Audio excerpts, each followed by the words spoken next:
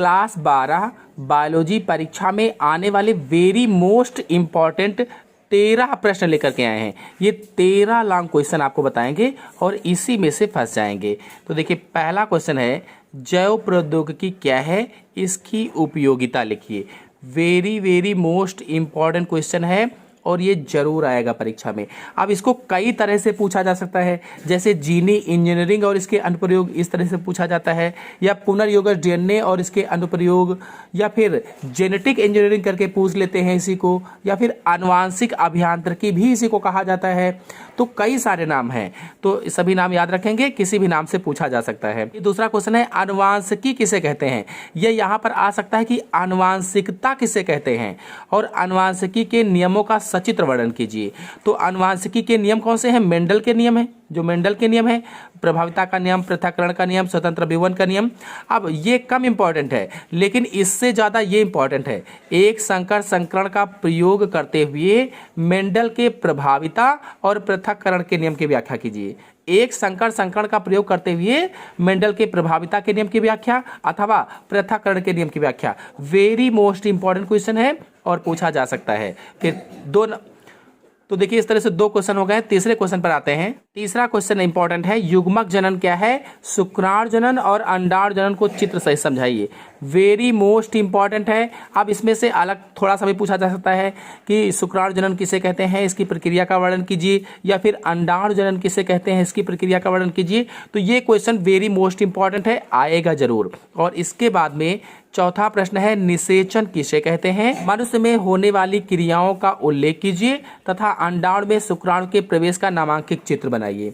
तो ये प्रश्न वेरी मोस्ट इंपॉर्टेंट और बहुत बार परीक्षा में आया है, आ सकता है परीक्षा में, और जितने भी हम बताएंगे ये वेरी मोस्ट इंपॉर्टेंट क्वेश्चन, इसको जरूर आप लोग तैयार कर लीजिए। फिर अगला क्वेश्चन है लिंग सहलंग लक्षण किसे कहते हैं, मनुष्य में किन्हीं 2 लिंग सहलंग लक्षणों की वंशागति का वर्णन रेखा चित्रों की सहायता से कीजिए। ये भी वेरी मोस्ट इंपॉर्टेंट क्वेश्चन है और परीक्षा में आ जाएगा, बहुत ही ज़्यादा इंपॉर्टेंट है। अब लिंग सहलंग लक्षण किसे कहते हैं, मनुष्य में हीमोफीलिया और वर्णांतता का वर्णन कीजिए, ऐसे पूछा जा सकता है। हीमोफीलिया और वर्णांतता का वर्णन कीजिए। या लिंग सहलंग गुण किसे कहते हैं, हीमोफीलिया तथा वर्णांतता का सचित्र वर्णन कीजिए। किसी भी तरह से प्रश्न पूछा जा सकता है। फिर अगला है लिंग निर्धारण क्या है, मनुष्य में लिंग निर्धारण क्रिया का वर्णन कीजिए। अब देखिए, लिंग निर्धारण में पक्षी और मधुमक्खी वाला आ चुका है पिछले साल, तो इस बार में मनुष्य में लिंग निर्धारण वेरी मोस्ट इंपॉर्टेंट है। तो लिंग निर्धारण क्या है या किसे कहते हैं, मनुष्य में लिंग निर्धारण क्रिया को समझाइए, याद कर लीजिए, तैयार कर लीजिए। फिर अगले क्वेश्चन पर आते हैं। पर है पारजीवी जंतु किसे कहते हैं, इनका क्या महत्व है। वेरी मोस्ट इंपॉर्टेंट है और परीक्षा में आ सकता है 99%। अब इसी को दूसरी तरह से पूछा जाता है कि ट्रांसजेनिक जंतु किसे कहते हैं। ट्रांसजेनिक जंतु किसे कहते हैं, उनके लाभों का वर्णन कीजिए, ऐसे पूछा जा सकता है। किसी भी तरह से पूछा जाए, इंपॉर्टेंट क्वेश्चन है।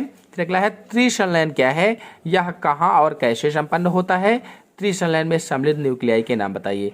बहुत ही ज़्यादा इंपॉर्टेंट है और मैंने बहुत ही सरल भाषा में इसको समझाया हुआ है, डिस्क्रिप्शन में लिंक दे दिया है, वहाँ से आप इसको फुल डिटेल में समझ सकते हैं। फिर अगला है आर्तो चक्र क्या है, आर्तो चक्र को कौन से हार्मोन नियंत्रित करेंगे।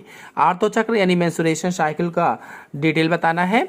या मासिक धर्म क्या है, मासिक धर्म को कौन से हार्मोन नियंत्रित करते हैं, इस तरह से प्रश्न पूछा जा सकता है। फिर अगला है बंध दंपतियों को संतान पाने हेतु सहायता देने वाली विधियों का। बहुत ही ज़्यादा इंपॉर्टेंट क्वेश्चन है, ये कम था, ये ज़्यादा इंपॉर्टेंट है। पूछा जा सकता है कि बंध दंपतियों को संतान पाने हेतु सहायता देने वाली विधियों का उल्लेख कीजिए।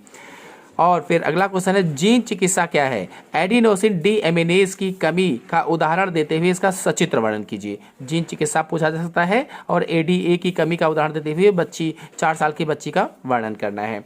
और फिर आनुवांशिक रूपांतरित फसलों के उत्पादन के लाभ व हानियों का तुलनात्मक विभेद कीजिए। अगला 13 नंबर क्वेश्चन है मरुद्भिद क्या है, मरुद्भिदी पौधों के अनुकूलन समझाइए, मरुद्भिद जीवों के अनुकूलन समझाइए।